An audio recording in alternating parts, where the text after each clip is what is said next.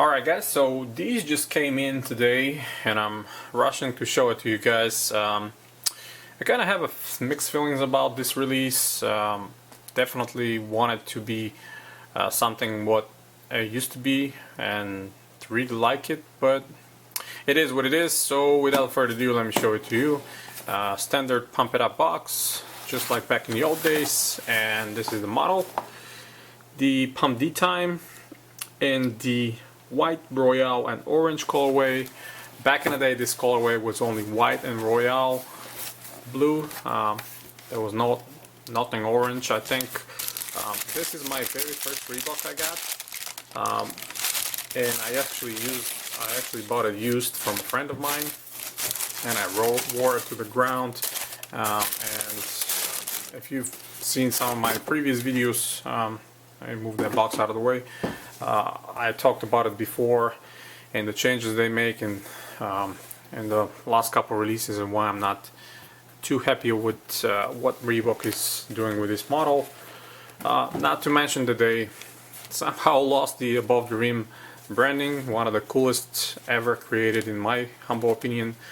They used to say above the rim right here underneath the pump. Now it's just Reebok basketball. Their standard ton they're using on tons of other models.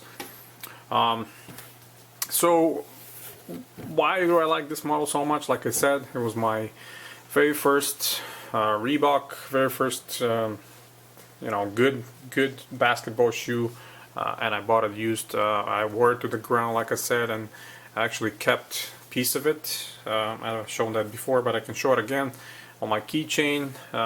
This pull tab in the back in the day was in this white and royale colorway, and as you can see matches the size of it perfectly well. Unfortunately today they changed it to orange. God knows why.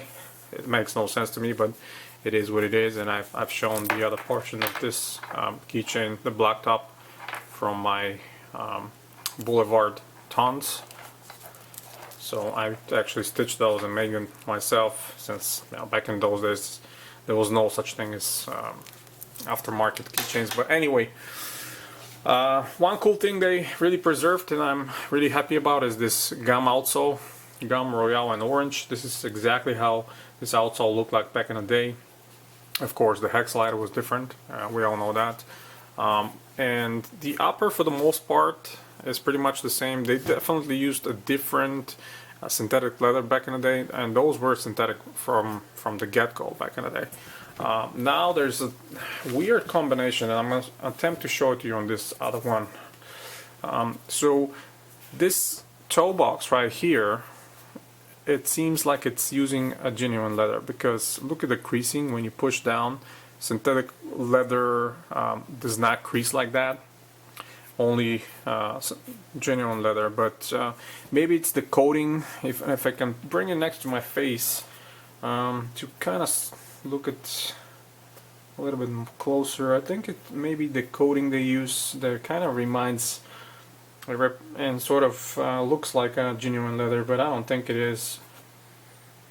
Definitely doesn't smell like it. It seems like the quality of the leather overall, though, it's a little bit better than the black pair I showed you earlier.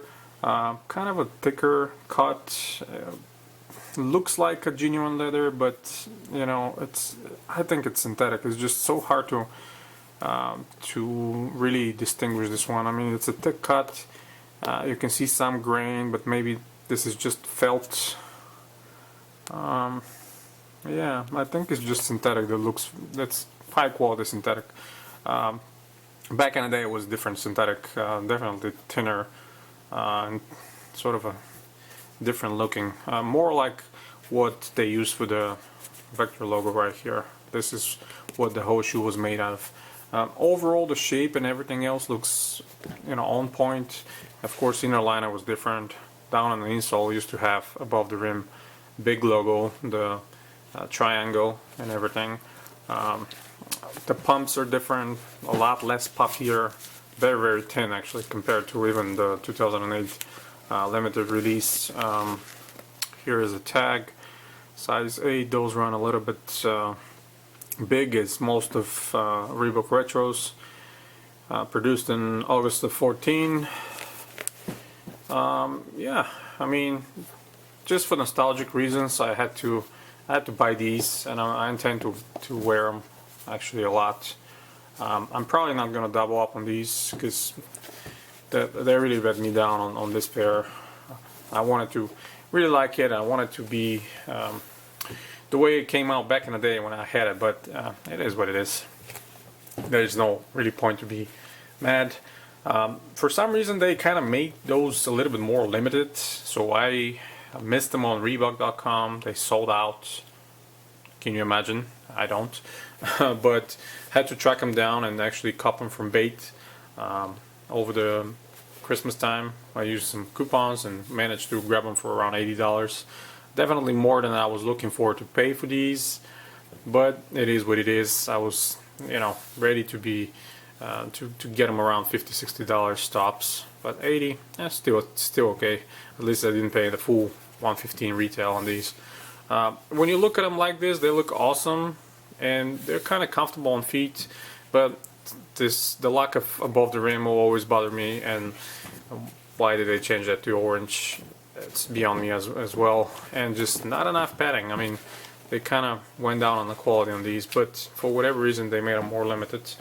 I guess they knew what's going to happen, and a lot of people are not actually going to jump in and buy these. But yep, that's pretty much it, guys. I mean, very quick and short video on these D times.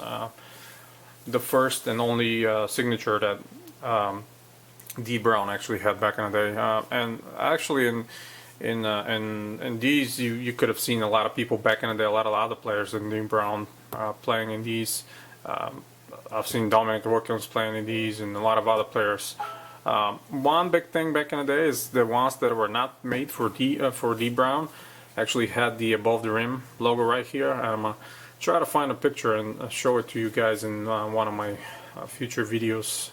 But yeah, that's it. Thank you guys. If you like the video, hit the thumbs up. Stay tuned to collectivekicks.com for more sneaker news, reviews, and history articles. And until next time, guys, you have a wonderful day.